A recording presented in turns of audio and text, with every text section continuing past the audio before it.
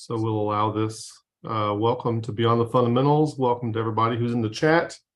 I see a few folks already there. Chandler, Roddy, Arnold, and anybody else who joins us. Welcome aboard. We are glad you're here. I need to turn a light on here. So today we're going to, by the way, thanks to Nick for coming on. To Beyond the Fundamentals. Welcome to everybody. Oh, did it start on your end? Yep. Turn that volume down. I'm drinking Coke Zero instead of coffee here. So, yeah, thanks, Nick, for coming on. Here's kind of the thing that's going on. Here's what I'm going to try to do. I'm going to present something to Nick that I haven't presented to anybody before, other than like 5 minutes worth to my wife, either last night or this morning. I can't remember which. And this is going to be raw. He doesn't know what I'm going to talk about other than having seen the title of the video. He doesn't really know what I'm going to say, and I'm not even sure exactly what I'm going to say. But you have any questions so far? Yeah, I kind of want to set the parameters. I think this will be a little bit unique for Beyond the Fundamentals, only because, like you said, I think aside from the content, which is going to have something to do with artificial intelligence, I'd like people to also sort of keep in mind and observe the process or the parameters and the framing by which Kevin and I are going to attempt to have this discussion or dialogue or whatever you want to call it. I want you to watch like the patterns and as well as pay attention to the content, because really at this juncture, at the beginning of this, Kevin's really the only one that has the like some specifics or content that needs to be expressed. So I'd like people to keep in mind and sort of observe not just the content, but also the process by which the video unfolds. It's interesting that you would say that, because one of the things that I want to get at is interactive protocols for how people talk to each other, the patterns with which people talk to each other. Right. I was just recommending some circling techniques to somebody today for their, personal relationships. Like when you're dealing with your spouse, your friends, your family members, try these things. Like try stopping and not reacting, and just think about how your body feels after hearing what you heard. Right. And then be curious and ask questions and make sure you have clarification and clarity, all that. So Chat GPT, GPT-3, Chat GPT-4 is orders of magnitude more serious than Chat GPT-3. It's almost like in Star Trek going from warp 1 to warp 2 is 10 times more warp than warp 1, that kind of thing. So it's orders of magnitude greater. It's not just a step above. It's not like when you go from one version of Microsoft Office to the next one, you have a new little button in an Office menu. It's orders of magnitude. And a Chat GPT or GPT-4 it's what's called a large language model. And the reason I'm trying to clarify some of these terms, because I'm going to use these terms later, and I want people to know. So when I say large language model or LLM, that's the kind of thing that I'm talking about. It basically scours all the internet and then tries to predict what would be the most appropriate thing to say next. Very simple version of predictive text on your phone. When you're texting, it'll guess what you want to say next. Okay. Like I'm about to get into, it'll suggest and then car, it'll suggest those things for you. So Chat GPT is like this on steroids. Well, the advent of Chat GPT has sparked some debates over whether or not GPT-4 is in fact an artificial intelligence. Okay. And there's disagreement about it. And I don't think my opinion I don't really have an opinion. I guess I don't have an opinion. It just is what it is. whether or not I classify as intelligent is beside the point. But the question is, what do we do about it as Christians? What do we do about this? And in the past, I want to do a John Vervaeke move and not try to go full utopia or full apocalypse. That's not the point.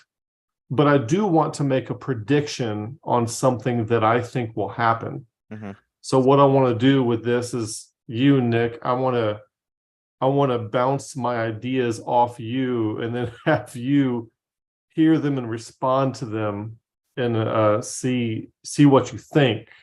This is what's going to happen. Now, So I have to do a little bit of language understanding. What is I don't even know what GPT is. so it's yeah, let me look it up because I'm going to get the acronym wrong. So it's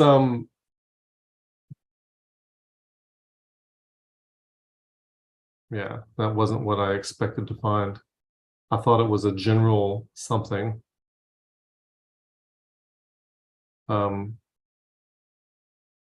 What is it intuitively to you? Because you said chat. Chat generative pre-trained transformer. Okay. So I was thinking it's a generative pre-trained transformer. I was thinking it was some kind of general protocol for something else. But anyway, the point is, you know how people get Alexa and Siri and they ask it all kinds of things, and they're like, "Hey, right. I'm surrounded by these devices, so I don't want to say them too much." But they'll say the name, "Hey, what's the weather?" Or "Hey, they'll tell me a dirty joke," or tell me a fart joke. There's all kinds of funny. Play Jeopardy with me. There's all kinds of things you can do with these little things, and really, Chat GPT is it's this on steroids. It's the most advanced version of this that there is, and so people can go to it. What people have been doing right now is they've been going to Chat GPT and they've been asking it to write code for them. Mm-hmm. And you can ask it to do all kinds of things. There's an example of a guy online asking it, "Hey, I want you to tell me why this prime number won't work in this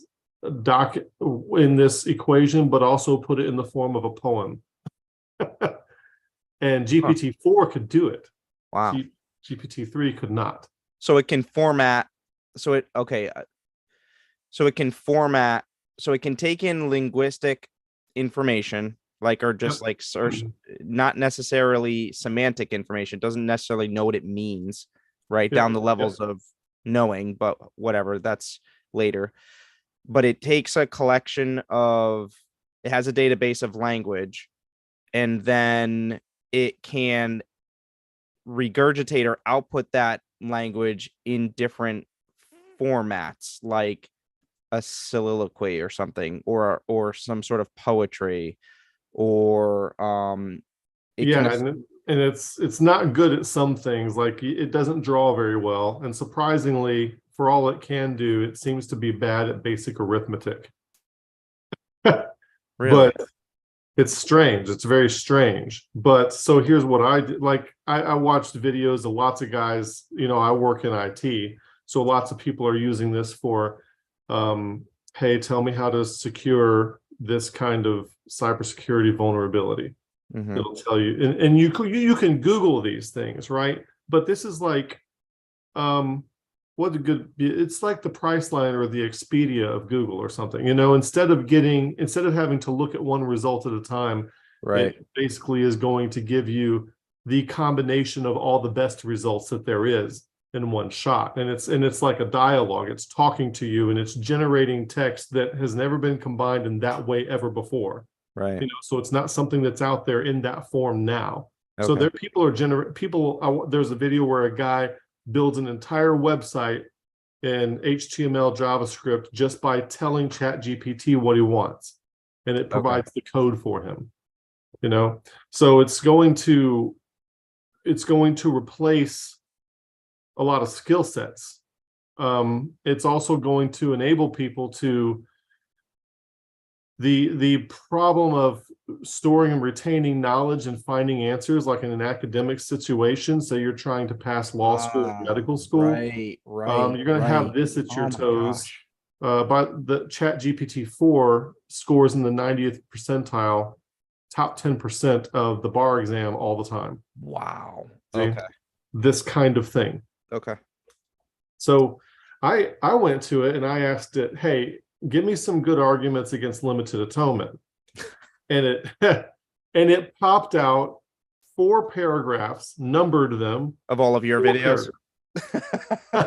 No, actually. So it was a little disappointing to me because it was standard stuff. It was stuff that you would get out of books or Leighton Flowers or Arminianism. It wasn't any like non-imitative thought, Okay. which is one of my frustrations. One of the reasons that I started a channel doing stuff on Calvinism is because when I came out of Calvinism, none of the anti-Calvinist material spoke to scripture in a way that I was seeing it. So I'm like, well, it's time to say something. So I kind of want to describe what I think is going on in Christianity already. And then I want to propose what I think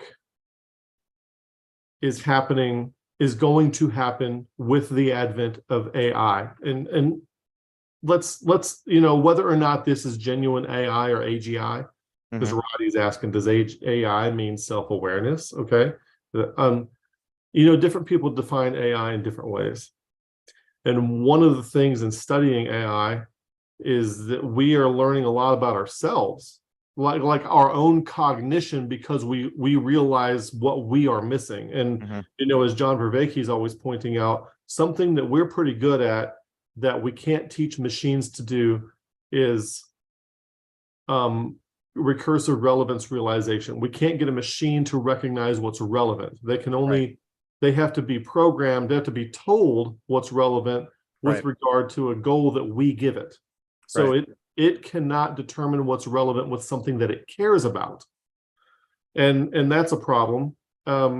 Something else that the machine can't do is it can't operate in the imaginal. Okay.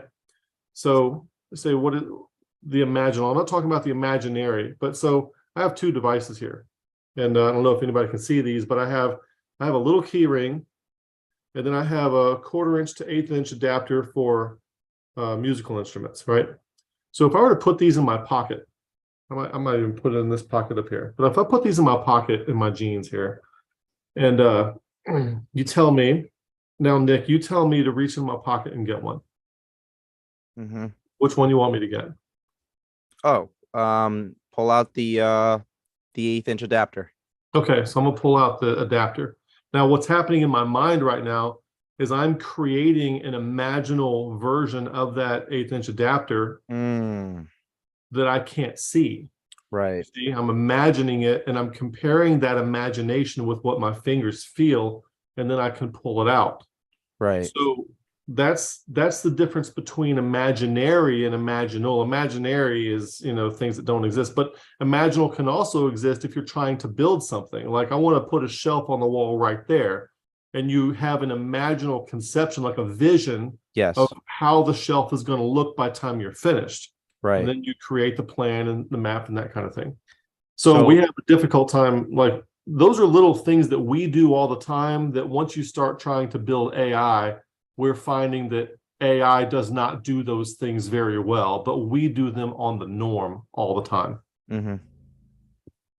Pause there for a second in case you have a comment, or I can keep going. Well, it sounded to me like a lot like the notion of faith that you have explained, like with the bridge building, where you have to have an image of the thing in a future tense. It doesn't need to be completed. It just needs to be further along in process. Right. In some way.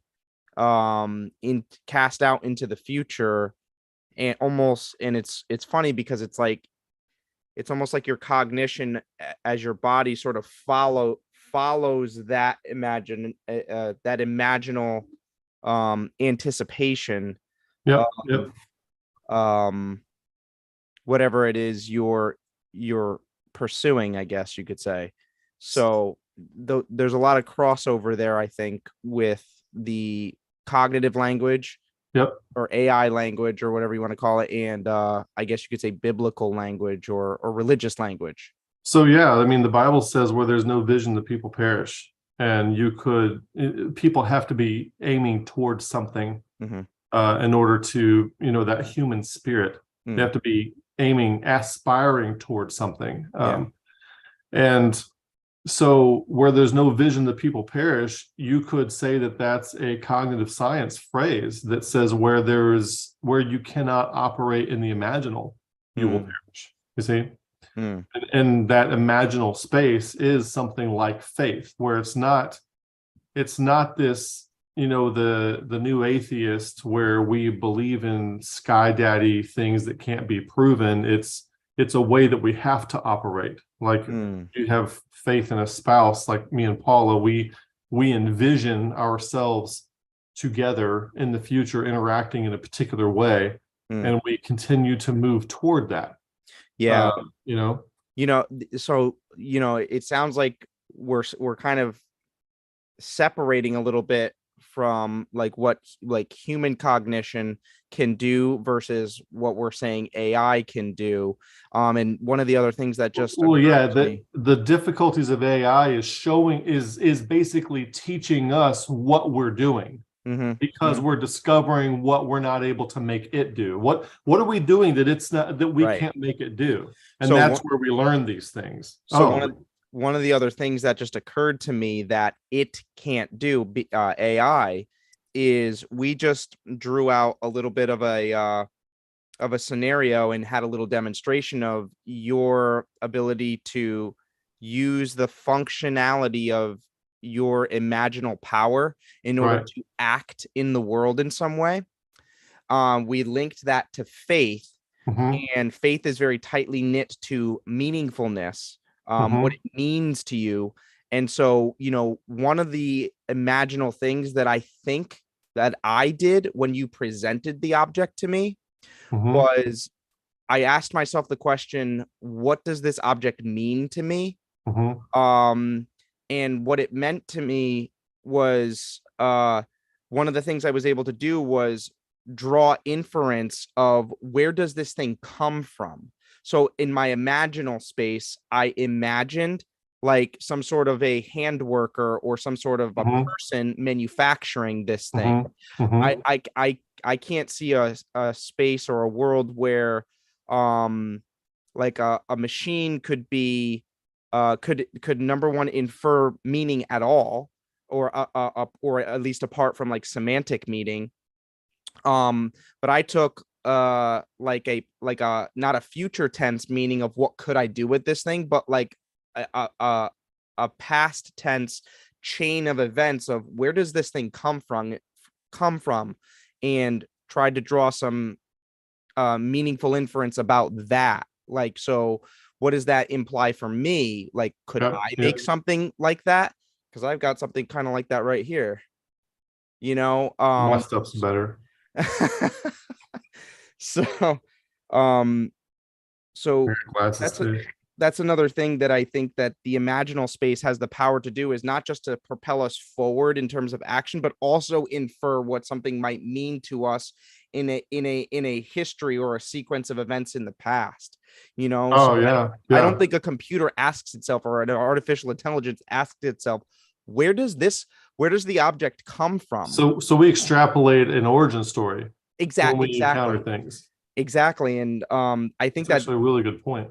I think that's a really, really, really important, a key factor to point out, because I think one of the generally speaking, in terms of what it means to be a human or a human cognitive agent, is to ask yourself about origin. Where do I come from?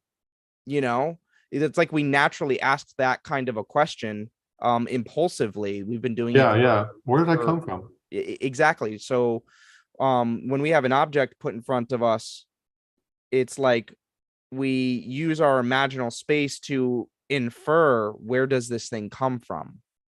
Yeah. That's a whole massive process in itself, never mind the future tense, or what could I do with this thing, or what could I do with myself, where am I going? Yeah, and how is this relevant to me? How is this key ring relevant to me? Is there Right. is there a key that I would like to put on this? Yeah. So what I want to do now is I want to introduce another term, and then I want to talk about the landscape of things, and then I want to talk about I'm going to get closer and closer to my prediction here. Okay. And in order to make this term, I'm going to share my screen and show this. We're going to talk about an egregore, and that's an important concept for what I want to talk about. An egregore, also spelled different ways, could be spelled with an E on the end or without the E on the end, is an occult concept representing a thought form or collective group mind, an autonomous psychic entity made up of and influencing the thoughts of a group of people. The symbiotic relationship between an egregore and its group has been compared to the more recent non-occult concepts of the corporation as a legal entity and the meme. Okay. This is another definition from a different source. Egregore, also spelled egregore, from French egregore. I need my wife in here. She took French. From ancient Greek, egregoros, wakeful, is an occult concept representing a non-physical entity that arises from the collective thoughts of a distinct group of people. So what I'm going to propose, and I've done this before, is basically that something like Calvinism is an egregore. It is an entity that is brought into being by the collective thoughts and beliefs and affirmations of those who are caught up in that thought system. So that could pertain to a denomination, could pertain to all of Christianity, but specifically certain ways of thinking about things, and specifically, in my opinion, things that constitute static ways of thinking or very bounded ways of thinking. For example, if you work for Apple, you must think in a way that brings more profit to Apple shareholders. Yeah. So you have constraints and restraints on what you can and cannot think. Right. And how you optimize what you're going to be doing. Right. So to be clear, it's a static way of thinking insofar as you are only any sort of progression or growth or fluidity or movement that's going to happen is going to be in service. Yes. Back into in service to some kind of value that is held a priori. Right. And therefore the egregore itself can actually grow in size, in influence, in power, in articulation, in sophistication, this, that, and the other thing. But as far as its stasis is a product of its inability to maybe speak to or communicate with anything outside of what it is. If that makes sense. Say that last sentence again. To do what outside of anything of what it is? So its stasis is a product of it is static insofar as it can only it cannot move or speak to or communicate to anything outside of its own self in a way that moves forward. Not in a way that provides coordination in a complicated environment. Right. Outside of itself, only within itself, and only toward the goal. So the goal is kind of like a paperclip maximizer, the Moloch thing. the goal of the egregore of Calvinism is quite simply to persuade as many people as possible to affirm the tenets of Calvinism. So what I'm seeing then is, if you bring up that image that you brought of the egregore over the city. So if to further expand upon Kevin's notion of that it's static like thinking, the only growth that it will have is, or transformation that it will have, will be a self like growth. So what that means is that it will be an entity that doesn't have an environment.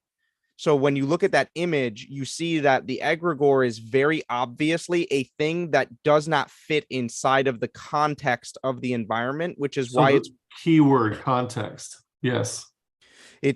That's why it's probably so easy for people in the chat or people listening to come up with any ideology is an egregore, because it's so easy to identify something that is not fitted to a context.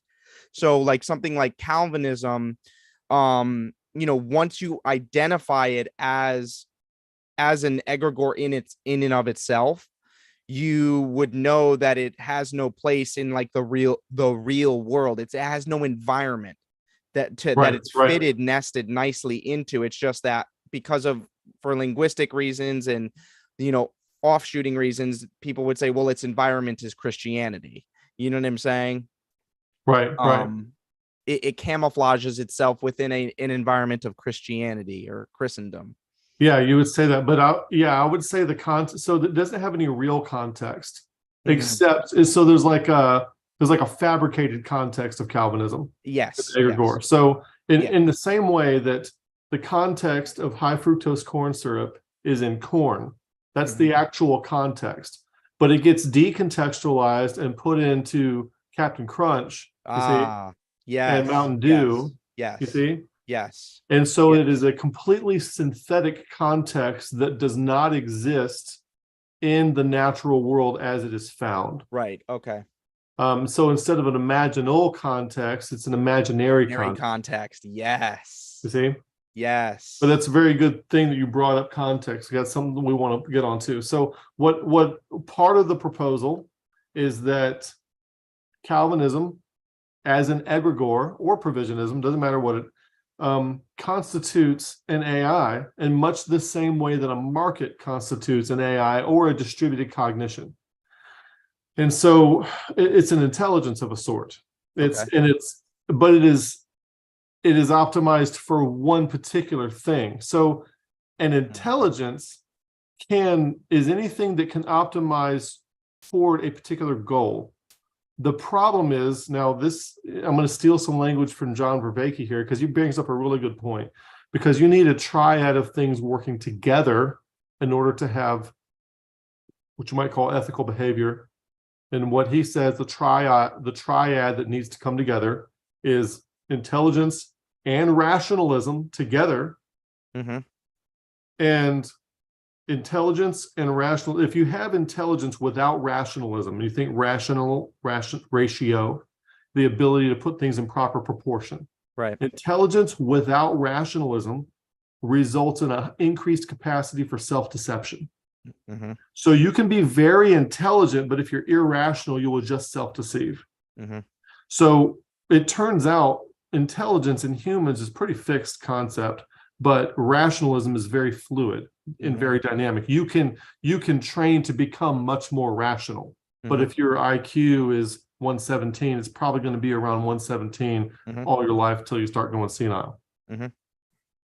Okay, I can operate with those two definitions. Now, I want to build the third thing in there, though. So intelligence with rationality, and then the third thing, because the bound triad is autopoiesis, the self-making of an entity. Like you are trying to become future Nick. I am trying to become future Kevin. So I'm engaged in construction of my sacred second self right now. Okay. And I apply my intelligence and my rationality to my autopoiesis, and that equals recursive relevance realization in an environment to which I can adapt. Does that make sense? I'm starting to put the pieces together. Okay. I don't know if you need to stop there for a second or if I can keep going. No, keep going. So the problem, so when we say intelligent, like artificial intelligence, you could actually be artificially intelligent, but not rational and not autopoietic. And if you're not rational, not autopoietic, you're not going to have recursive relevance realization. And so one of the things that I'm going to propose is that because Calvinism is overfitted for the singular notion of total depravity. I mean, that's where Augustine gets it from. And I need to talk about the history of how all this kind of happens to humans. Okay. Because it is overfitted toward that, it is applying an intelligence toward developing clever post hoc rationalizations that bolster the main premise that total depravity is a thing. Okay. While also having the sub premise of trying to pass itself off as being legitimately Christian. Okay. Hold on. I got it. I think I have it. So to have people follow along with a lot the magnitude of the things that are being said here, let's just talk about what a bonded triad is. And as I understand it, a bonded triad is something that is a very useful tool to help break false dichotomies and dualistic thinking. It's helpful to break out of your Cartesian dualism that's kind of implicit in a lot of our language and a lot of our modern thinking. So another bonded triad, which is a little bit simpler to think about, is the notion of simplicity, complexity, and clarity. And so if you optimize for one, well, let me say this first. The third in the bonded triad usually is the between notion of the two of like the betweenness. It's like the betweenness that allows the person to break out of the false dichotomy and have an insight, a true insight. So what you'll watch is you'll see people argue between Calvinism and provisionism, and what they're missing is the third, which is usually like relevance. Like, so sometimes what the Calvinist has to say is relevant, but it's that they're optimizing for something that is irrelevant, that it makes it puts it at in a rivalrous way to what the provisionist has to say. So let me back up a little bit now. So as I'm seeing your bonded triad of intelligence, rationalism, and rationality, and autopoiesis, I'm not sure whether rationality or autopoiesis is the third. But that's because I think that rationality itself, the notion that you used, is the one that does the proportionalizing, which it's almost like it does the balancing. As the notion of rationality, it's the proper ratioing or rationing of resources. So I don't know which one is the third. It seems like autopoiesis would be the third, because intelligence is a capacity that can exist without anything to optimize for, without anything to fit to. And rationality is the same way, the ability to put things in proper ratio. And autopoiesis is what provides orientation. Now I'm trying to build something. So now I'm going to implement my intelligence and my rationality in a direction with autopoiesis. Okay. So let me see if I've got a couple more pieces together here then.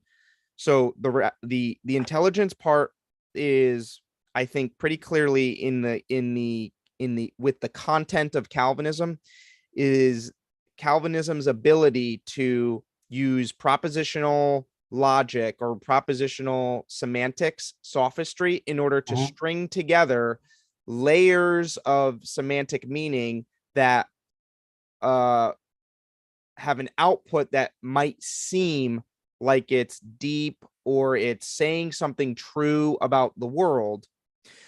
Right. And it has to serve the post hoc rationalization of the central meme of total depravity, while also passing itself off as Christian. okay. Plausibly. And so because it's optimizing for the intelligence leg of the bonded triad, it's going to ignore the proper proportioning Yep.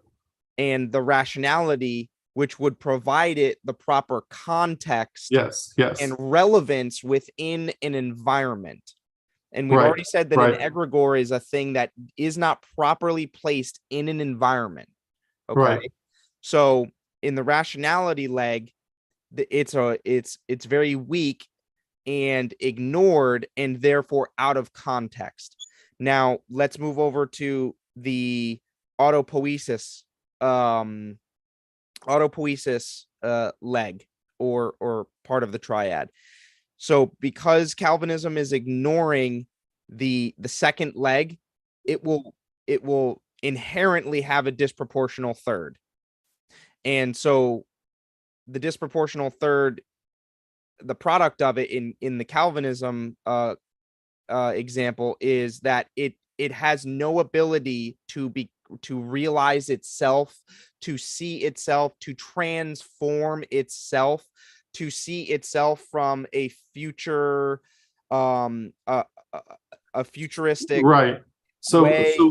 if you and I are engaged in autopoiesis, we're becoming a better version of ourselves. But the problem with Calvinism is that there is no autopoiesis of the egregore. There's no qualitative transformation.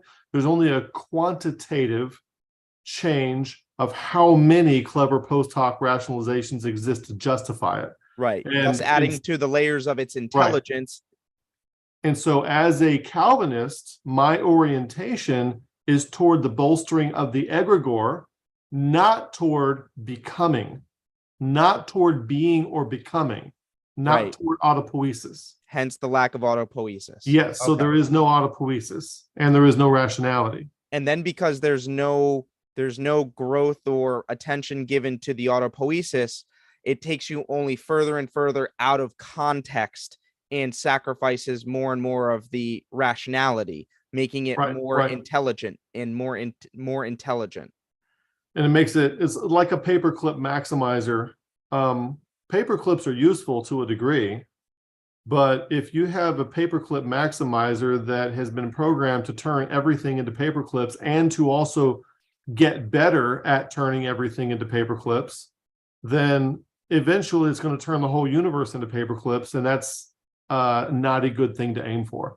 And so if you were to convince the entire population of planet Earth that Calvinism was true, you would have a bunch of nihilistic people who had no means of becoming anything other than what they already are. They would all be working into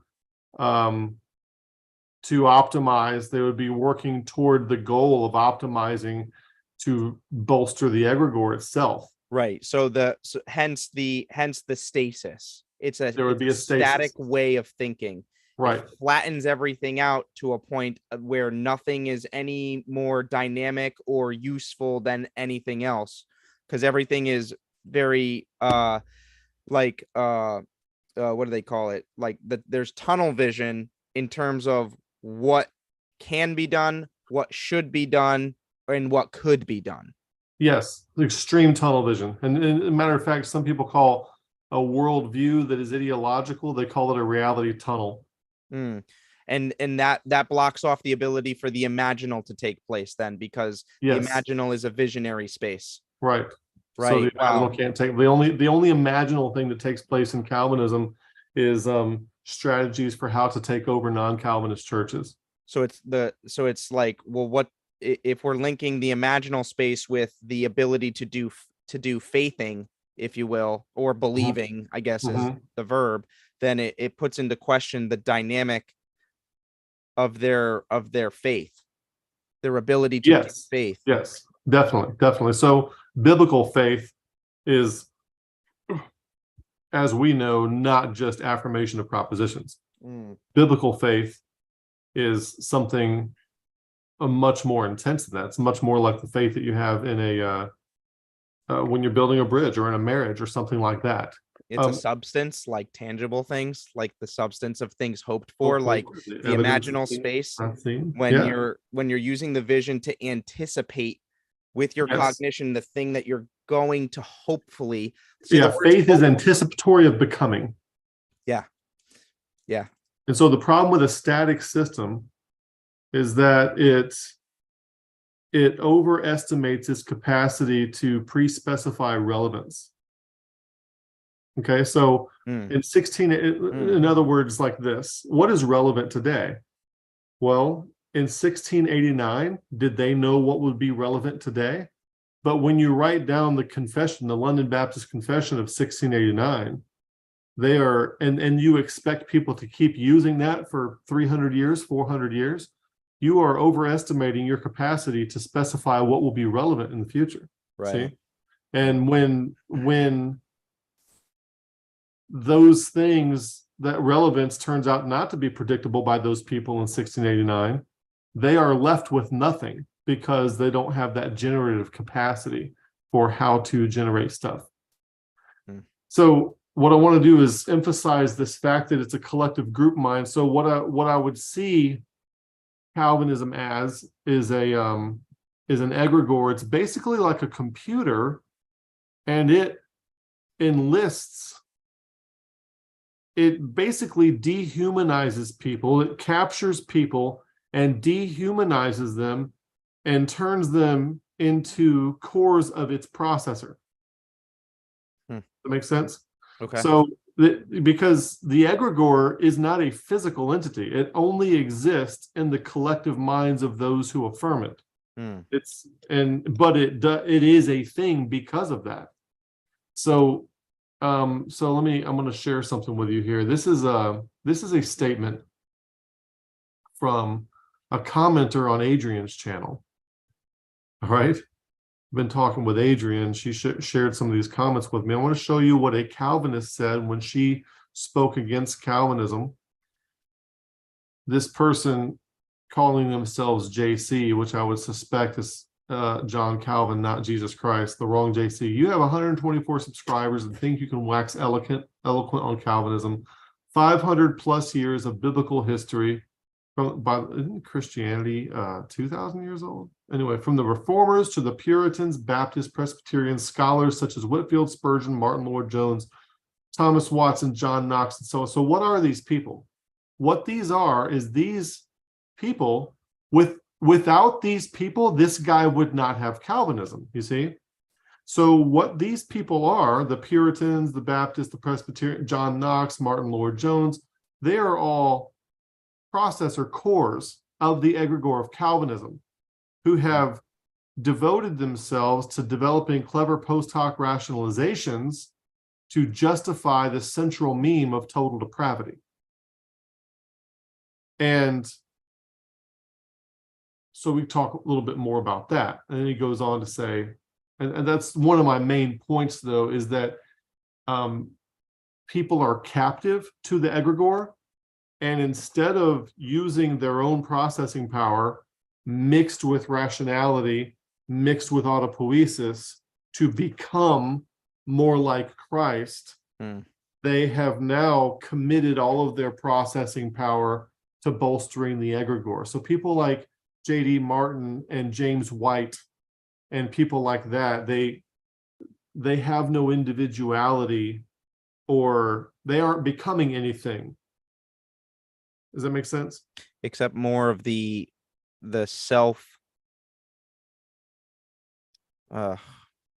except more of the egregore. Yes.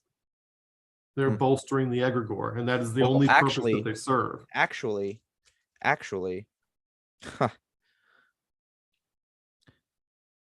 if I'm seeing like the egregores, as it grows, it only grows, like we said, in a static way or inside of the parameters of its own affirmations and its own output. Yep. Its output is the same as its input, and it grows reciprocally because of that. Yeah, and just quantitatively, not qualitatively. And so where you're saying that, like somebody like a JD Martin or somebody who's subscribing or is caught up in this egregore, that the way that they're losing themselves to the egregore is because of the hyper attention to the intelligence and the ignoring of the autopoiesis. Yes. So you sacrifice more and more of yourself, of your self transformation, your self growth. You sacrifice your capacity to become more like Christ, to put it in Christian terms. Right. Which, so what I'm seeing with the useful explication of the bonded triad is that if you ignore the autopoietic leg of the triad, right, then you risk a lot of self harm in terms, or at least the foregoing of your potential. Yes, you're sacrificing your future to Moloch. I mean, the egregore is basically Moloch. And you are sacrificing your future self to the service of this occult being. Wow. And you cease more and more to become the sacred second self. So since you sacrificed your future, the more you move into the future, the less you exist. Which ultimately has its logical end in you not being there. Yes, you not being there. Now, a Calvinist would twist that and say Christ must increase and I must decrease. And that's not the kind of thing we're talking about here. Yeah, I know. Because Christ is in you. And as you become your sacred second self, Christ will increase in you. Yeah. Christ cannot increase in somebody who's in service to an egregore. Somebody said, sorry, I had to leave for a bit. Is the egregore like a hive mind? Yeah, that's exactly one of the words that's used, hive mind, kind of like the Borg. Or you could think one of the most popular tropes is a zombie. A zombie. Yes, right. They're all it's interesting that zombies traditionally are mindless. They're directed by they're overfitted to a single goal. They've pre-optimized for a single thing, and they're walking around wanting to eat brains now. And so what happens when the ideology gets you? It takes your brain. Is what it does. Yeah, that's exactly right. It's exactly right. And a zombie's also, in terms of the rationality leg of the bonded triad, it has no environment that it fits inside. It's not fitted to any kind of environment. It's out of place because it's not doing anything good for itself. It can't proportionalize what's relevant in a situation because it's so single-minded. Yes, it's oriented towards one thing. Calvinism is oriented toward one thing. It's one way you could say is it's overfitting to total depravity, or another way you could say it is it has prematurely optimized for building a system around the concept of total depravity without bothering to stop and check to see whether that's a biblical concept or an experientially valid concept. So I'm kind of curious and interested to, now that I kind of have assembled, or at least acquired a little bit of the content of what I think what you're seeing, what you're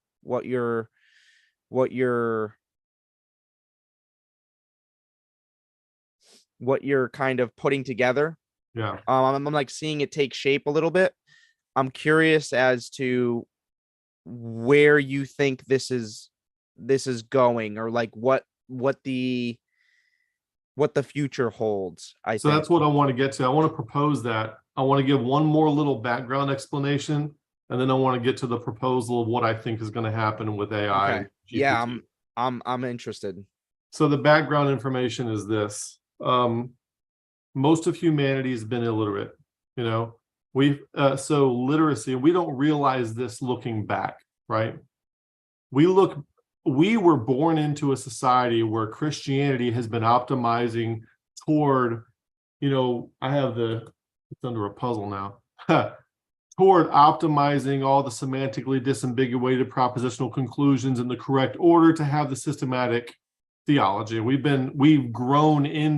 come up in Christianity where that's the thing that everybody's doing, but it's like nobody ever stopped to ask, is that the thing that we should be doing, right? Okay. And I think no, that it's not, definitely not. So So most people, could I try and go ahead. specify that a little bit, or at least try and reiterate what I think I'm hearing? Yes, So you're saying that most of humanity, for the most part, the communication medium has been like verbal. Like most people are linguistic. You can exchange information through speech, and also through pattern recognition and behavior patterning. That's how children learn. That's why like a lot of kids like walk like their parents, is because for a lot of biological reasons, but also because that's how they learn. That's how they watch people walking, or something like that. Like their mannerisms are similar. So what I hear you saying is that for most of humanity, many people have been illiterate, and Christianity over the course of its history has been more and more optimizing for the information exchange to be more along the lines of whether you're literate or not, and less along the lines of your ability to exchange like the deeper layers or more meaningful layers of information exchange, which would be through speech or bodily communication, or like what you can do in the world, or making wise choices, or you're right, or the pattern recognition of how choices are made. And so what you were saying was that the people are Christians are optimizing more for whether you're literate or not, and whether you can, how much information you can ascertain from, like, say, reading John Calvin, or reading even the Bible for that matter. Like, I think that the printing of the Bible, and the Bible being like produced for the masses. What is it, John Wycliffe, who's like, I'm gonna put a Bible in the hand of every plowboy. Yeah. So although there's virtue in the distribution of that, you're getting where I'm going. You're picking up my momentum here. Yeah, while there's virtue in the distribution and the desire to hand God's word to every human being, it's like we forgot that God's word is not reducible down to a page. Yes, that's exactly right. That's exactly right. So it brings us. So as history progressed, as you just said, the printing press gets introduced, and you could say that the printing press was the necessary precursor to the Protestant Reformation. Mm-hmm. But it did some bad things too. The printing, with the invention of the printing press came the widespreading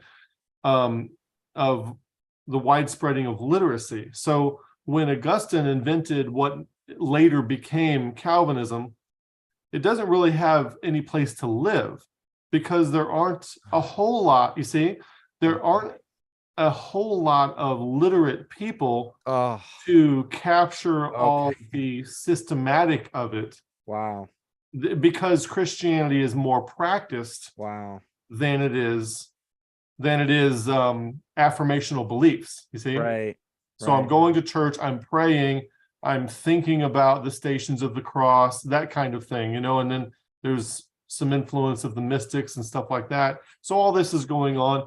Then the printing press hits, and then literacy spreads. And while literacy is so advantageous, there are some things, and I'm taking from Jordan Hall here, there are some things that it did that were not good. And basically what it did is it turned humans into mediocre computers. Okay. Mm. So Wow. now that we can aggregate information and people can read it, now I'm going to employ humans in the aggregation of information so that people can consume it Wow. in service to the thing that I want them to be in service to. Right. So like the first time we used the word computers, they originally referred to human beings. Like if you watch the movie about NASA where they, you know, those people help go, I forget what the movie was. Yeah. I forget the name of that movie, but they called, some people were employed as computers. All they're doing is math problems to do So the Newtonian physics to get to the moon. And So what I'm seeing actually is a frustration that I've had for years now that I'm able to have a further articulation of just because of this notion that you've relayed to me. And what it is that I've found myself getting frustrated, especially with like fundamentalists or like I guess you could just call them Bible thumpers, where they have a hierarchy of a moral hierarchy set up where if they can espouse, like if you were to have a conversation with them and they could espouse like more Bible verses than you, then they're a better person, they're a better Christian, they know the Bible better than you. so And there's moralism attached to it. so what I'm seeing is that you're taking the printing press, basically carved out the landscape to where everybody could become really, really bad computers, because Yeah, it's all a propositional medium of information exchange.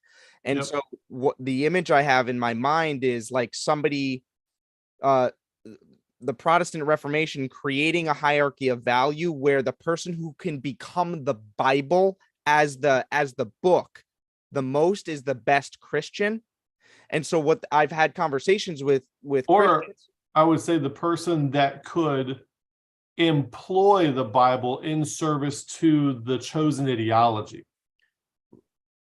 Because if you were to learn the Bible itself, you'd probably wind up as some non-paradigmatic person who would wind up getting burned at the stake.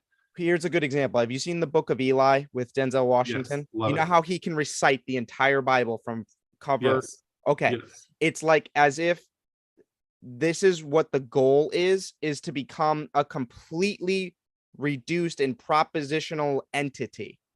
And so when you're having a conversation with somebody whose goal is that, like I can recall conversations where I'd be having a conversation about something like the workday, and the person just spits out a Bible verse like no man liveth to himself, no man dieth to himself. It was completely and utterly out of context. And But it's supposed to substitute for an actual thought. exactly. And so And because it's Bible, it's moral and virtuous, and therefore and it's wise.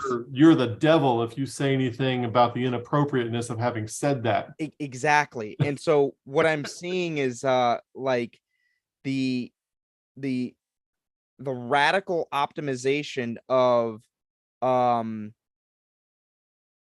of propositional information exchange, to Yep. the point where Christians now think that if you can like just espouse Bible verses, that you are having an intelligent, Right. rational, or transformational conversation or Yes. information Yes. exchange with another human being. And the irony, the painful irony, is that they are doing nothing of the sort. That's right. That's right. They're totally out of the conversation of the participatory uh substance of the interaction with another human being. So when it comes to, somebody said word plus Bible lingo. So what that makes me think of is in an arena where propositions point to real things and they serve as the currency of knowledge because they can do that, Christians are using monopoly money. Yes. It's essentially Yeah. what's going on. And just to link it back, that might be a byproduct of the Protestant Reformation and what it optimized for, and linking that even further back to the printing press as a byproduct of the printing press. Yes, So, yes. okay, so I'm with you. So literacy is great, obviously. But so what that means ultimately is that in terms of an egregore, James White is a mediocre computer. Okay. Mm, mm, JD Martin is a mediocre computer. James White will never be as good as Chat GPT 6. Of course, we're only at 4 right now. He will never be as good as Chat GPT 4 at debating. right. See?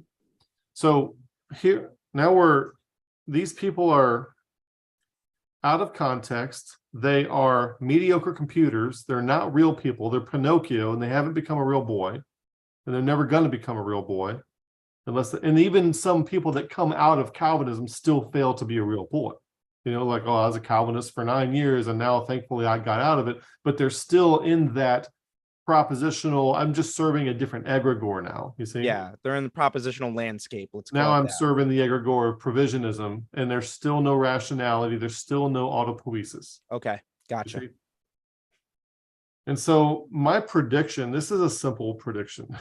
My prediction is that if you look at these people who are the processors, the core processors of the machine of Calvinism, of the egregore of Calvinism, Whitefield, Spurgeon, Thomas, Martin Lloyd-Jones, John Knox, these are all the cores of the processor. Instead of going to James White, here's what I think is going to happen. The average Joe who's now a Calvinist and has identified themselves with it and wants to defend it, and they're operating in service to the egregore of Calvinism, instead of actually educating themselves in the technical debt of Whitefield, Spurgeon, Jones, Watson, Knox, and whoever, they're going to just resort to Chat GPT. They're going to go to Chat GPT-4. Okay. You see, and GPT-4 and 5 and whatever comes after it is essentially going to replace the human element of all the theological human egregores, characters. The human characters that we have out there. Yeah.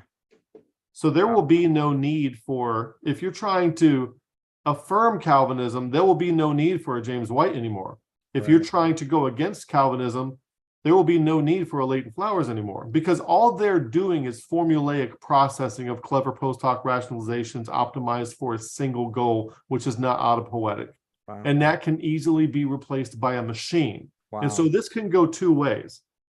And the problem is this: for those of us who are actually trying to follow Christ as the way and become dynamically transformed, this is going to make the lowbrows of Christianity, I don't know what else to call it, so powerful and so persuasive that they are going to be able to overpower and overcome. Right. This is my fear. I'm not saying this is definitely going to happen, but it's my fear that they're going to become, because they already are much more powerful than that which wins at rivalry is better than something that's trying to explore and discover and invent. Yeah. See? Right. Is optimizing for command and conquer, Yeah, and you could say that Michael Jordan was better than, Kareem Abdul-Jabbar, but not when he was 12. You see? Right. So these things have to grow and develop. So they already have what Jordan Hall would call the blue church. They already have a system in place of rivalrous, propositional, semantically disambiguated post hoc rationalizations to justify the egregore. And Chat GPT is going to bolster that and remove the need to hang on other humans for it. Right. Basically, it's basically just going to be a machine. And then those of us who are trying to actually follow Christ, My fear is that they're going to overpower us. My optimism is that maybe once they realize that the Leighton Flowers and James Whites of the world can be replaced by a machine, maybe they will realize that they've been aiming at the wrong thing the whole time and they will Right. stop doing it. Right. Right. But I don't know. It's funny about what your prediction says about the function of James White and Leighton Flowers. Mhm. Like already, like there that if all of these the lowbrows are already using James White and Leighton Flowers, and that they're going to make the jump to the total machine in GPT-4, what does that say for James White and Leighton Flowers right now? You know what I'm saying? That's really their only function less is just capable versions of that machine. exactly. It's all they are. Exactly. That's really sad. But let's back this up in time, like 10 years in the advent of something like YouTube. Now, so maybe Yeah, so that's another, I don't mean to steal your thunder, but that's another thing that I wanted to put in there when we were talking about literacy, spreading books Yes. around, sharing Right. ideas. Right. The internet and YouTube is probably something as momentous as the printing press, Right. but magnitudes more. I mean, Right. like what the technology that changed between 1776 and 1976 was immense, but minuscule compared to what has happened since then. Yeah. And what will happen next. Yeah. So, anyway, well, so I'm my suspicion, and I wouldn't be able to know this statistically or anything. It's just kind of my intuition that there may have been an uptick in Calvinism slash, probably in Calvinism just in the advent of YouTube, because if yeah. if the internet never existed, I would never know who James White was. So yeah, the literacy, going back to the literacy and the printing press, the literacy component and the ability to now systemize things. And so now we're moving away from orally transmitted stories and we're moving toward written systems. So Right. the ability to have a written system now gave Augustine's system a place to live, you see? Yeah. And so Yeah. what YouTube has done, it has expanded the real estate into which ideologies can grow. Wow. Wow. That's kind of a point I wanted to make earlier.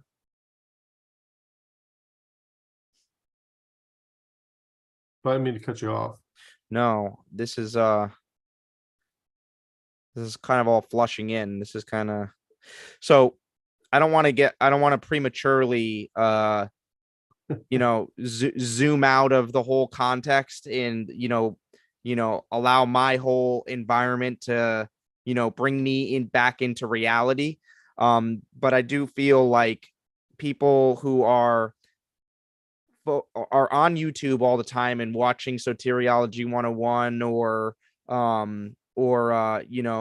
the Dividing Line or something like that, I don't I want to just stop for a second and reassure you that this is sort of like a simulated world that only holds relevance and only holds weight or only holds intelligence inside of its own self. So what I'm trying to say is that although we are the way that the track that Kevin and I were talking, the way it was going was as if like this is kind of like a doom or we're all doomed to kind of become Calvinists or something like that because the great paperclip maximizer. Yeah, or something like that. But when I said that upon the advent of YouTube, there may have been an uptick in Calvinism or Calvinistic converts or something like that. And upon the advent of a GPT-4, if Kevin's prediction is true, there may be an uptick in Calvinism there. However, I would like to zoom out for a second and just remind everybody that people who are caught up in the egregore of Calvinism, it's a very, very, very, very small population. I literally know absolutely zero people that I interact with on a daily basis that even know what Calvinism is. Right. So, I do want to just, reassure anybody who might be feeling a closing in on this like Well, impending we're using doom. Calvinism as an example, but basically any version of Christianity that defines itself statically by a statement of faith or confession of faith is the same kind of thing. Yeah. And the tenacity and willingness, and there's also the propensity of people to sacrifice themselves in defense of such a thing is different depending on which ideology you're in. Yeah. Like the degree to which you identify with that. Right. Your very identity is nested inside of that ideology. Yeah, that's true. So there's this shift. There's so many shifts that have happened that we don't realize that have happened, that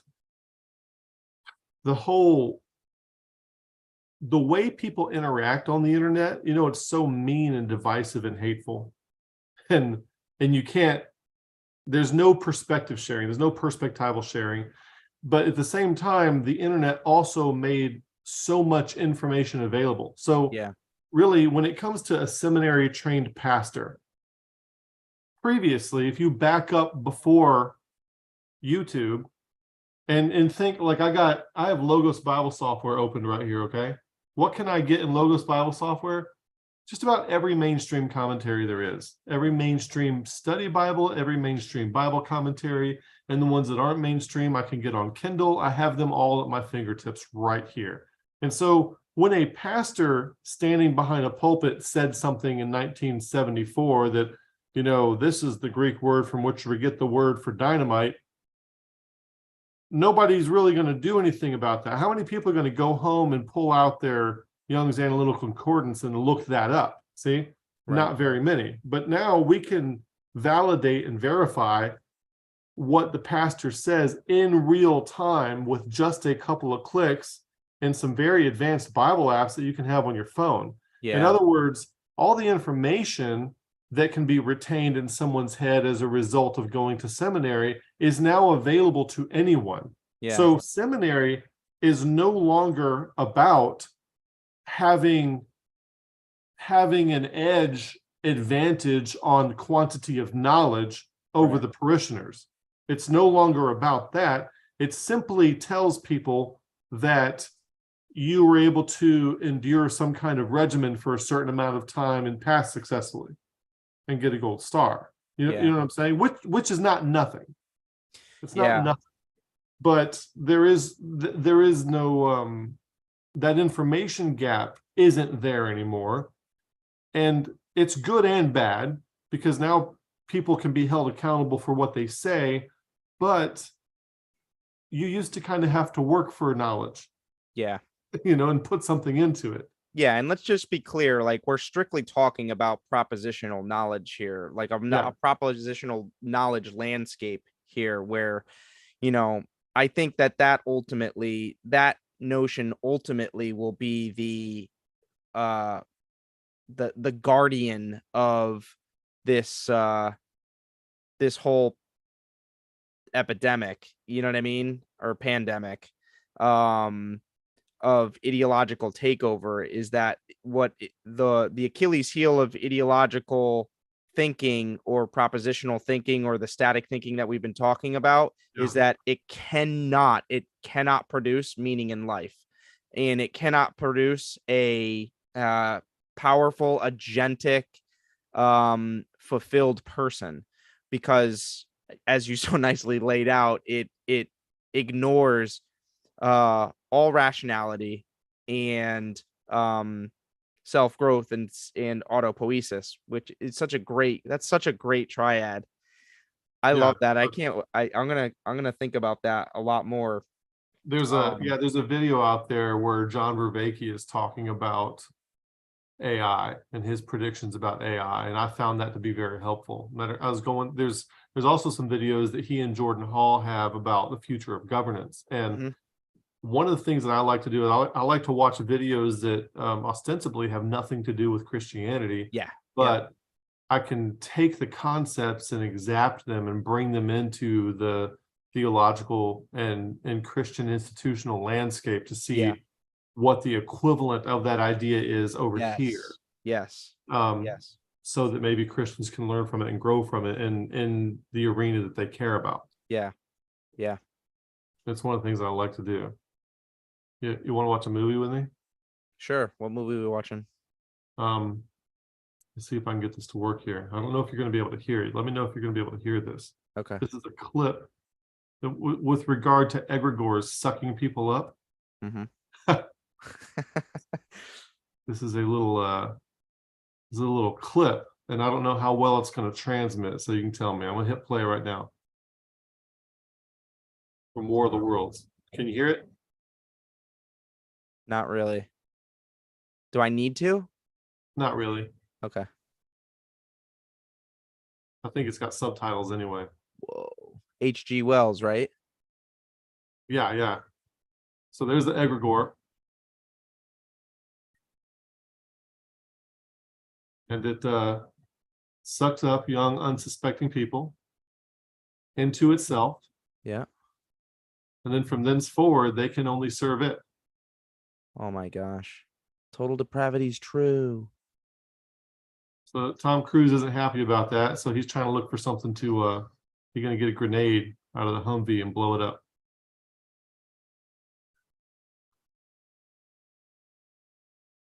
Wow, but he might blow her up. Yeah.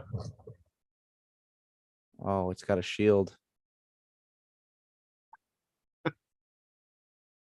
Oh no.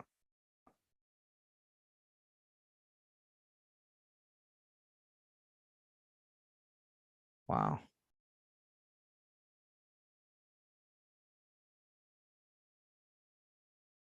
And that's it. Wow. But I thought that was a good visual. I also have I don't have a video from this one, but from the movie Nope, Jordan Peele's Nope. This flying saucer comes and sucks everything into it. It just sucks everything into it. And so to me, the egregore of Calvinism is like that. It's like a spaceship or something. It's this mindless thing Yeah. that is never ever going to be anything other than something that optimizes to justify total depravity, and it sucks people into it. And then Yeah. all of their computing power, all of their intelligence, no rationality, no autopoiesis, no recursive relevance realization. Yeah. All of their intelligence is now used toward, co-opted and used toward the egregore's goal of creating clever post hoc rationalizations to justify the central meme of its meme complex, which is total depravity in that case. So it's so interesting that you used or that you got that from those sci-fi movies, because it makes me feel like, so the language I'm starting to use is that the Calvinism is alien Yeah, to like natural healthy human growth. And so like, and I know that that's the case because oh, I'm like getting anybody that I work with, for example, if I were to talk Calvinism to them, they would say something like, that's alien, that's like, it's weird. What do you says, boy, you crazy, get out of here. Wow. So yeah, so the sci-fi patterns, the sci-fi narratives of alien uh agents sort of taking possession of human environment, or human agents, but never being in place or never having an environment of their own. They're out of place. And it's like, um, they're always portrayed as more intelligent than us, aren't they? Yeah, yeah. And so notice how Calvinists think that Calvinism is such a smart thing. Yeah. Oh my gosh, it kind of creeped me out as much as so Leighton Flowers actually did a video like last week with Alana, Yeah. and it was all about a recent video that John MacArthur posted, in which it seemed like John MacArthur was specifically Yep. um referring to Alana. And Yeah, there's a girl who said something and she needs to keep her mouth shut, something like that. yeah, Yeah, me and her it's talked about that too, about a month ago. so it seemed like when he Not said that, online. it I'm picturing him as this like alien abductor, like from Mars Attacks, with like the big heads or whatever, like um being really brainy and using that braininess and that haughtiness in order to reduce the petty little humans that he's going to usurp and take possession of, or something like that. Yes, that the arrogance in the statement. Yeah. I think in the same interview, he basically alluded to the idea at the same time that since he has devoted so much time to exegeting every verse of scripture, that people should just listen to him and No. not do it themselves. Yeah, Which a true Bible proponent would never do that. As a matter of fact, absolutely. I would tell you, like I've been in Christianity longer than you have, I would tell you, please read it for yourself and give me the insights that you get, because my salience landscape is jacked up by my own ideological possession. I need your help to help see me out of it. Yeah. You I know? was in a conversation with a friend of mine just like last week or something like that, who has absolutely zero experience with evangelism, Yeah. with evangelistic Christianity. And I was like salivating at the chance to have her like explain to me what she thought salvation was. I was like, Well, I talked please about tell that me. concept because we talked about this offline. And I don't know if you Yes. saw my videos from the veranda when I was in Florida. Yes. One of them was something like "Don't harm the little ones." Yes. Uh, anyway, yeah, I I was like, alluded to the same concept. and I felt I left the conversation feeling so longing and like unfulfilled, because she didn't even have enough experience with it to even articulate anything. Which And is I was like, great. oh You want no. to preserve that. See, a Yes, lot of but a lot of like Calvinist or provisionist, you would think, oh, that's the perfect empty vessel for me to yes, indoctrinate. And yes, no, yes. So no, I will say this. I don't allowed spoil her. that. I let the With conversation. philosophy and vain deceit. Yes, yes. I did allow the conversation to just evaporate into a different direction, Yeah, but I did feel this slight impulse to explain what salvation is from the evangelistic perspective, or spit out some biblical definitions of it and stuff like that.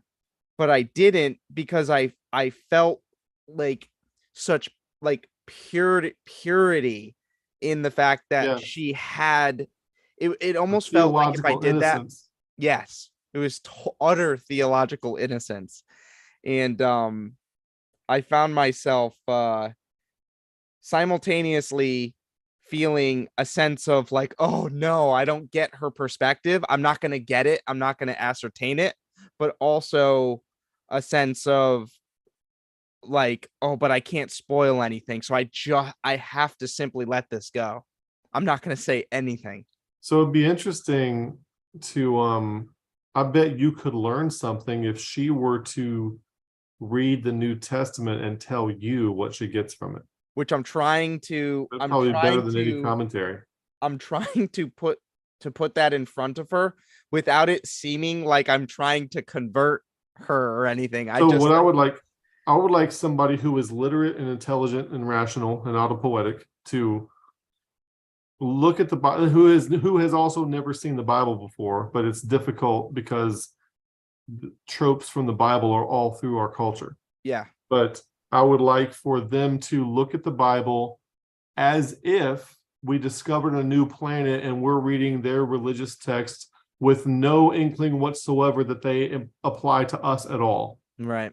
Because the assumption that something applies to us causes us to read it differently, and we totally miss what's in it, and we narcissist the text. Yeah. So I had a comment back when you were talking about it being an alien. This thought popped in my head, which I wrote on the back of an envelope from a girl that I got. Jehovah's Witness sent us a letter, and I wrote it on the back of this envelope.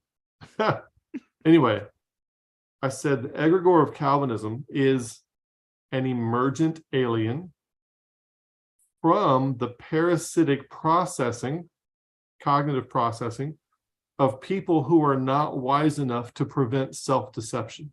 I think that's my new definition of Calvinism.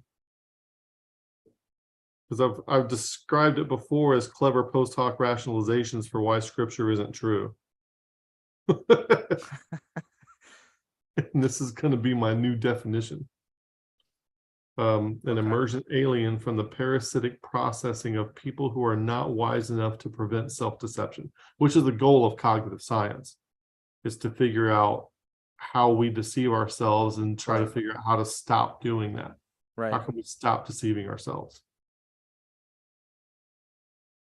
Wow. I'm out of juice. I think I presented my thing. How do you feel? Do you feel like you were able to relay it clearly? Because I have new ways of looking at Calvinism, but also at ideology itself. I have new ways of understanding it. I have new a new grammar set that I can lay over it. Like in my mind, I'm starting to overlay all like sci-fi language onto how ideology works. And that's helpful. And you have supplemented and complemented my view so that it's more developed now, and took it in a couple of new directions at a few places, which I really like. Was what I was presuming would happen by talking to you about this. Actually, I do want to share one more thing though. Here's what I want to share. The context thing was a really big one. I'm going to create a new slide. I have something typed out. Here's the thing that I have is suggested rules for protocols of interaction. So here's my mind automatically went to, if people are caught, they're taken captive by the devil at his will in this egregore or in any of these egregores of ideology, like Calvinism, provisionism. So what can we do to try to reach people? And I thought one of the things that Jordan Hall brought up in concepts of new governance was, what are going to be the protocols for interaction? Like when computers talk to each other, there's protocols of interaction. So what protocols do we have? What could we have protocols of interaction that prevent sophistry and the transmission and propagation of ideological possession? You see, that kind of thing. So if we could get people to get like a Calvinist to agree, so I'm gonna put these up on the screen, and these are kind of off the top of my head, so we could supplement these. And these are also, I got some ideas from dealing both with Calvinists and from dealing with people who have cluster B personality disorders. So before engaging with a Calvinist, so instead of debating a Calvinist, get them to agree to these things, like rule omega. And that is, you don't punish people for having said something poorly or crudely or in a cringeworthy way, but you help them try to birth out the thing that's trying to be said in good faith, kind of giving them the benefit of the doubt. Hmm. And then you're going to clearly define terminology. And what I could add on to this is what I'm looking for is a prophylaxis against, I don't know how to spell, against equivocation. Because Right. when you're optimizing toward, how do you spell prophylaxis? I'm just as bad at spelling as you. Okay. It's a preventative against equivocation, because when you talk to somebody who's doing sophistry, which is all Calvinism can do, everything is equivocation. It's all word games. So let's define sovereignty, for example, before we start. Let's define what a work is before we start. Let's define faith before we start. Yeah. You know? It's kind of like Jordan Peterson asking, well, it depends what you mean by the word believe. Right. And what you mean by you. I mean, it seems like simple questions, but those are great questions. Yeah. Clearly state your objectives. And that ties into this one, which is don't have the objective of trying to steer the conversation toward a pre-aligned ideology. Like I'm trying to convince this person of absolute determinism. You're not allowed to do that. Not allowed to convince, not allowed to go into a conversation with a pre-held goal of where I want to get them. Rather, I'm actually anticipating learning from them. Yeah. I wonder what that means in terms of evangelism, like what that means in like the effectiveness of meaningfully converting somebody in a, like, because when you think of the common Christian trope of evangelizing, like you're going to go out with a pre-scripted ideological set list of how to convert somebody by reading. It's a formula. Yeah, like a formula. The Romans Road formula. Yeah. And it's it puts a big question into that. And one of the things that I find with when I watch like a Jordan Peterson video or any video or any interaction with somebody who is a master of dialogue or a master of navigating through human language and human intentionality. I see them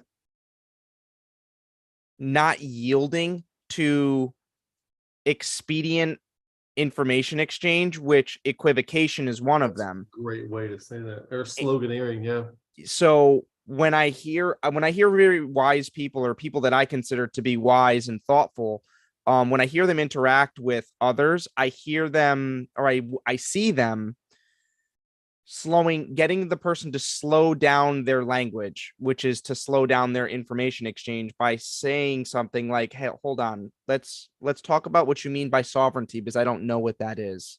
I don't know what you mean by that. Yeah, what do you mean by that? And also tell me, if a person were reading the Bible from scratch and had no theological training, at what point in reading the Bible would they come across a reason to start defending the idea of sovereignty? Right. So that would be a great question in that line of thought.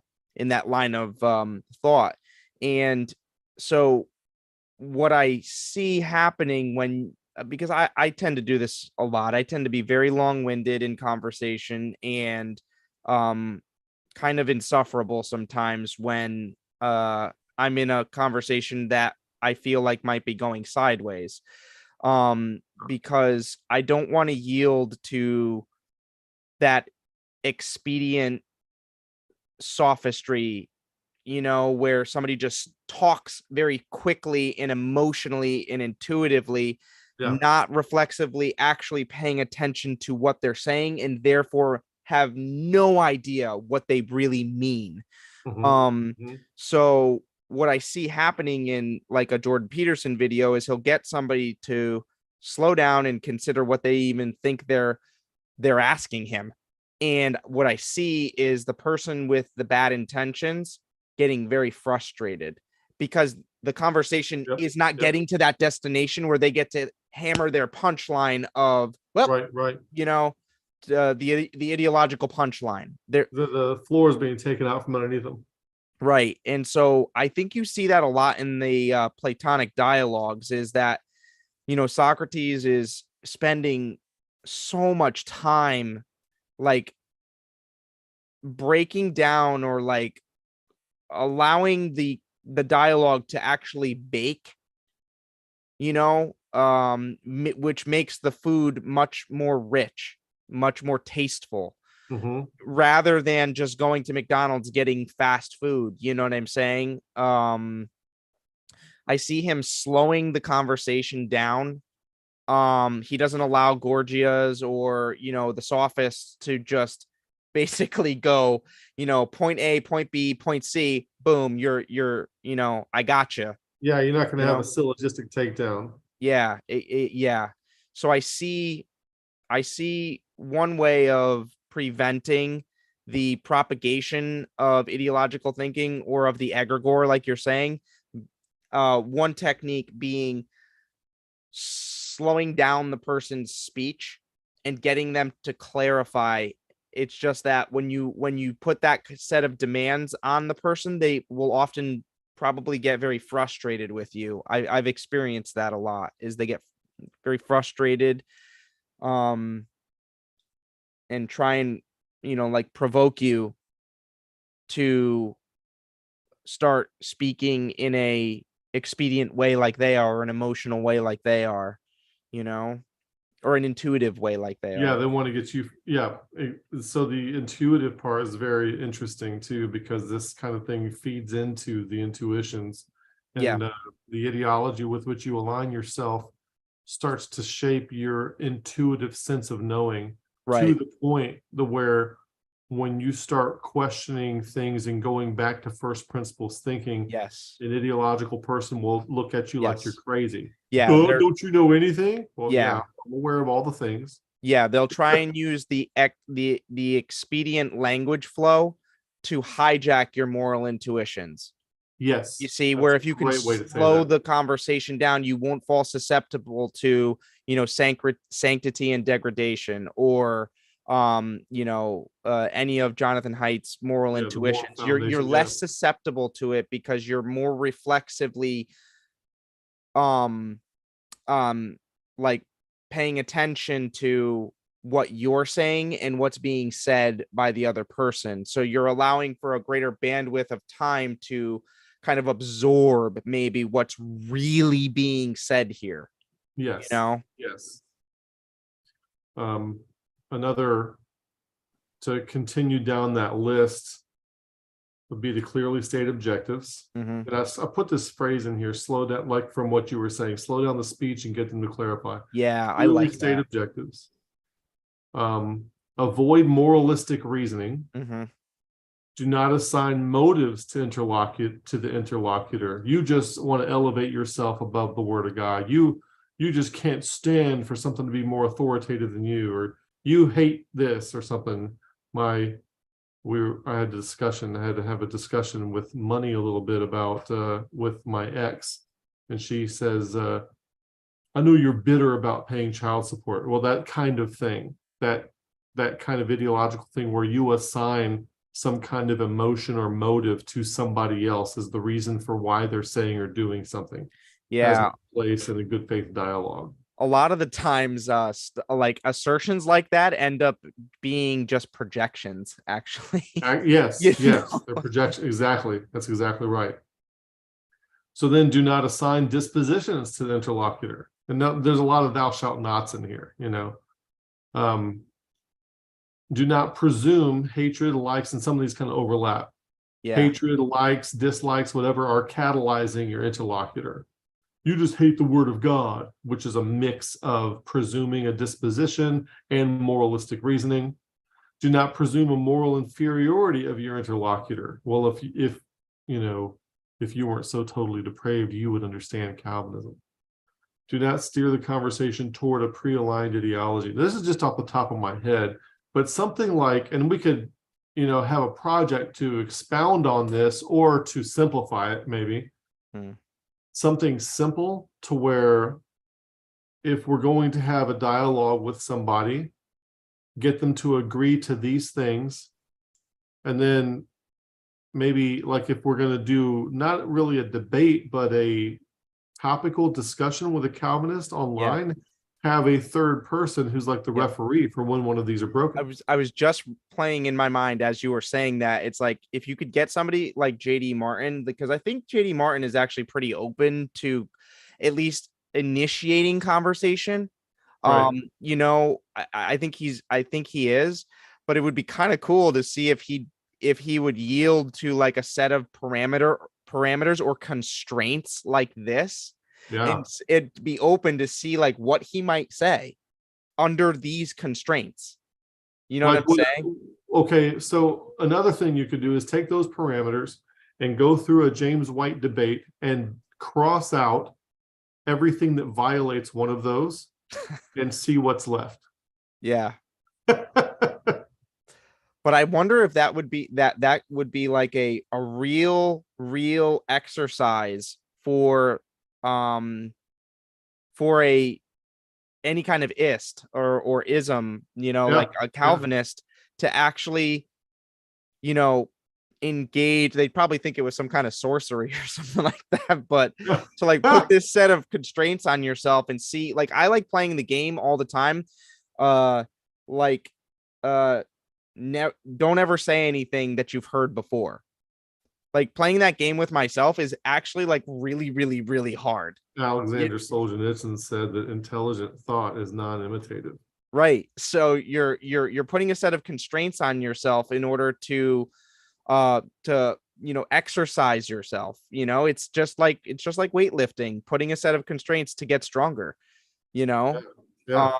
It would be interesting to see if there would be a Calvinist out there who would have a conversation with you under these constraints. You know, it's you know, and you present it as a game, you know, like a boxing match or something. Every game is a game because it has a set of constraints and parameters by which you have to adhere to, otherwise you're not playing, you know. Yeah, I could put in yeah, no Nurk. I think it actually might be good to start off. It might be good to start off with let me change this to moralistic reasoning or framing. With a simple exercise, like take that 10-minute video from James White that we looked at a few weeks ago on the channel that I reviewed in 2 different videos, and just take that 10-minute video and examine it and cross out all the things that violate these protocols. Yeah. I think what it requires in order to do stuff like that is someone who's comfortable, trained, and a little bit experienced in listening to someone else speak, and that they're trained in listening to them speak and not necessarily fixating on the content of the speech, but the structure Yeah. and the Framing. form, what Plato calls the form of your speech. Not like that. So what I'd be listening for is not the contents of what James White is talking about, but the form by which he's presenting that. You know what I'm So saying? how would you help me understand the concept of form in a speech delivery? What does that mean? So I would Like the picture it. structure?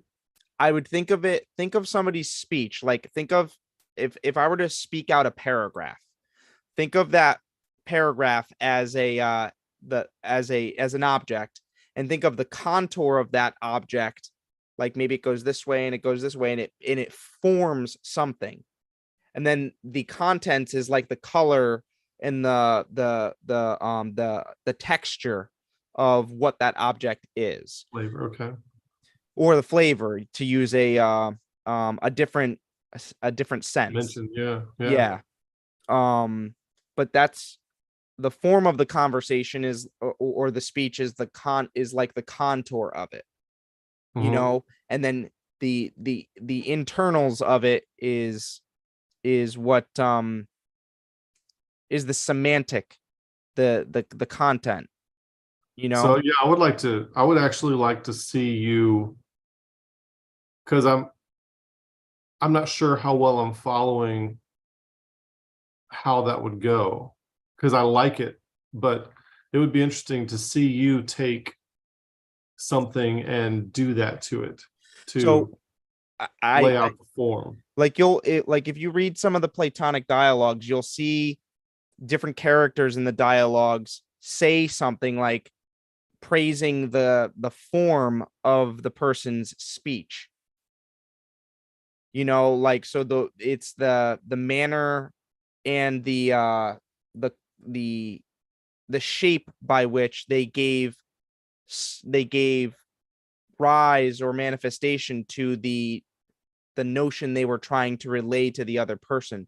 It makes conversational interaction very substantial and very meaningful, to think of a conversation that you're having with somebody, or the information, the information that Mhm. someone's trying to relate to you as something like tangible and valuable that that can inform you, and it can shape Mhm. you if you can conform to it.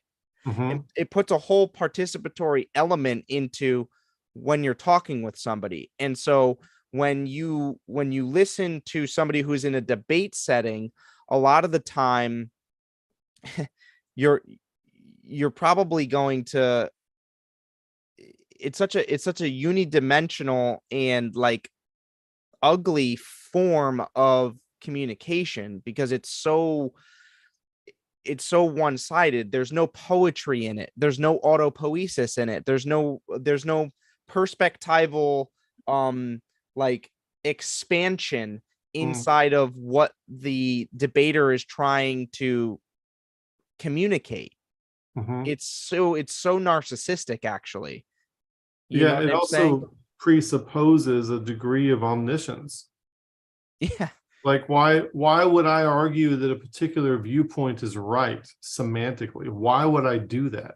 You see, I I would have to be stating indirectly that there's nothing you can tell me about Yeah. You'd be stating that it. indirectly. Yeah.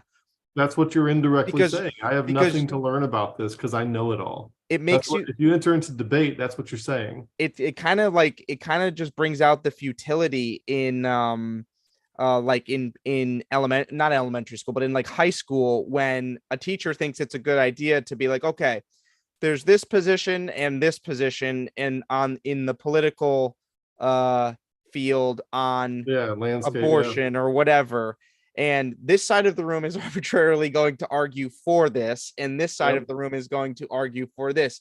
You've presupposed omniscience for both of them, and Yes, neither one is going to be able to exactly. communicate in any way, shape, or form. And I see my language, shape or form, and Ah, and ah, and like, shape. I guess the only helpful part of that would be for the high school students to learn maybe how to ascertain a position and embody or articulate the position. In terms of information flow between, it's useless. It's completely useless, you know? I'm watching your hand gestures and talk when you um to embody, also to articulate. So embodiment also seems to have in your mind a not just an inward thing, but an outward facing presentation of itself. Like if you embody something, it doing embodying something is a message that goes externally.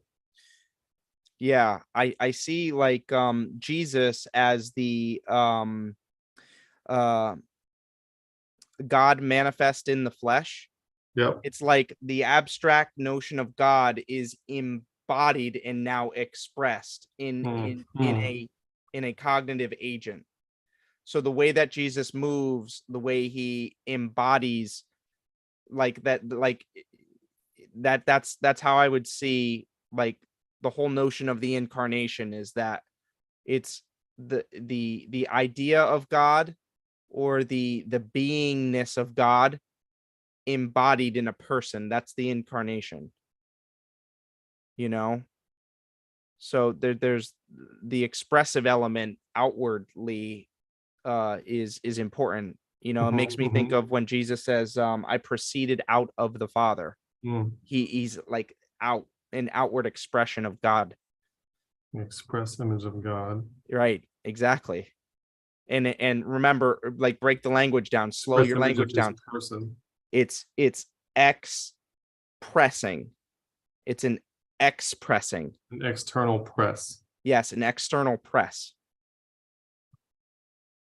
So when you have somebody who is very expressive, it's somebody who can press themselves onto a situation or into a situation. So that's interesting. That's interesting. It goes back to what we were saying earlier. You just said press themselves into a situation. So what's happening in a debate, people are expressing not themselves, but the ideology. Exactly. They're expressing the egregore Yes. of Calvinism or provisionism. Right. And there is no self to express. Right. Because of the lack of autopoiesis. Yes. No autopoiesis, no self. And then there's no rationality because because the context of debating is irrelevant to human interaction anyway. Human interaction could get rid of debating right now. Like the act of debating could disappear right now, and human society would be much better, and if nothing else, no different.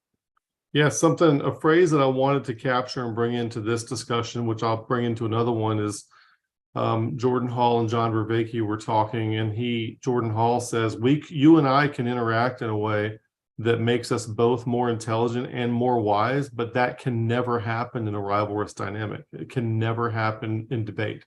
Right. Can't do it. Right. Can't do it. So you lose all that effort and heat energy, and nobody advances their autopoietic self at all as a result of the exchange. They actually further embed themselves into the captivity of the egregore. Yeah.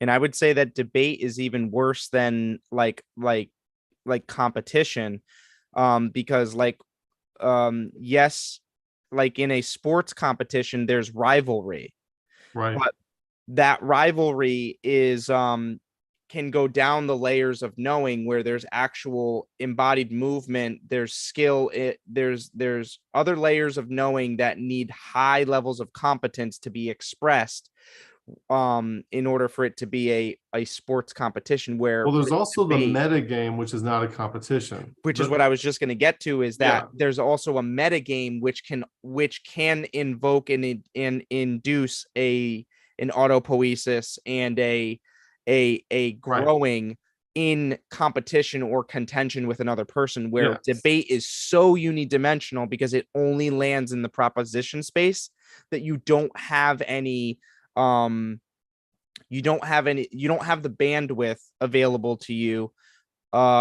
to access those other types of knowing, and therefore there's no metagame. So a concrete example of that metagame would be Tom Brady and Lamar Jackson are going to be playing against each other on the football field. They are rivals on the football field. But in the metagame of the NFL, they are not rivals. They are both NFL players, where the fact that they play against each other enables them both to be in the NFL and make millions of dollars. Exactly. Like the all-star. So they're cooperative participants in the metagame. So there's a higher level non-rivalrousness. Correct. In which the rivalry is embedded. So the NFL All-Star or the Pro Bowl. The Pro Bowl is a manifestation of a metagame. That is what it is. Yeah. Yeah, there you go.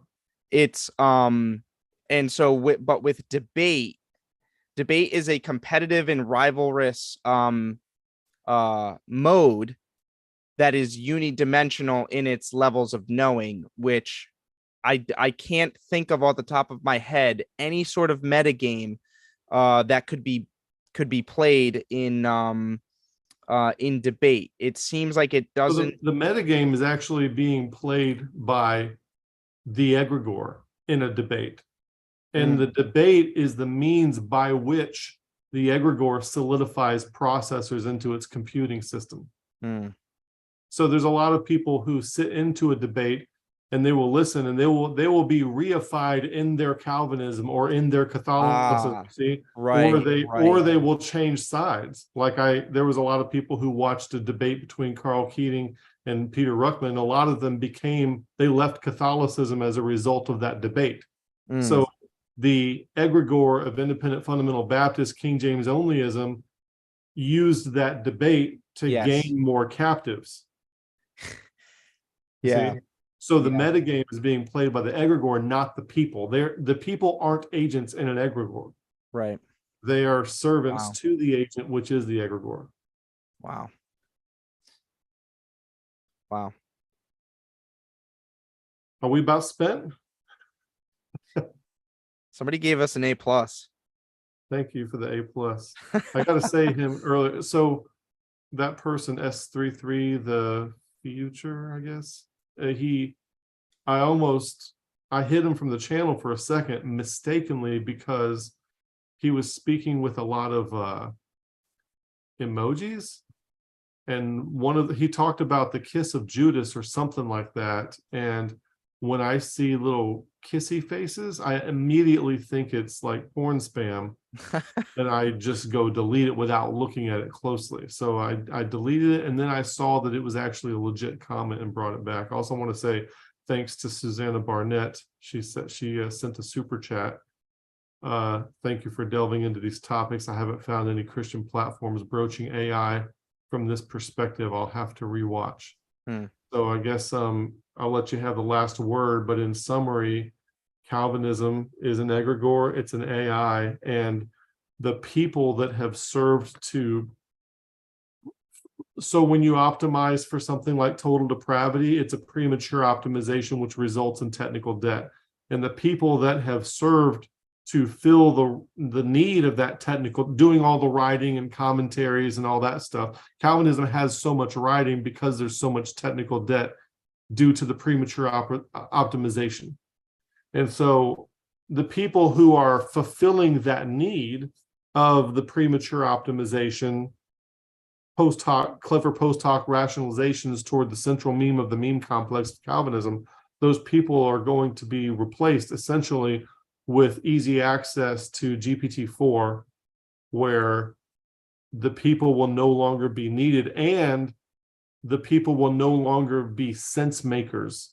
They will defect their sense making not only to an in-group, an egregore, an ideology, or to other men, but now they will defect on their sense making to a machine. And they will not build their own skills in how to formulate sense and how to make sense of things or how to make meaning. And it's going to exacerbate the meaning crisis, in my opinion. Yeah. So I'll overlap that and just continue on. That it'll exacerbate the faith crisis, which you've done videos on. And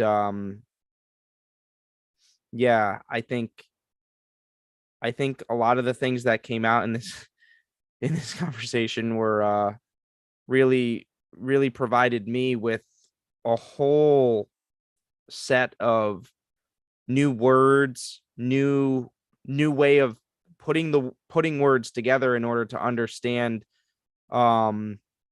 Calvinism, ideology a little bit better. I think when I'm reflecting back on this conversation, I'm really enjoying the aftertaste.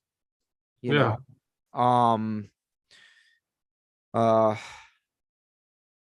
I'm not ready for that moment of aporia where it kind of like I'll be able to chew on this for a while.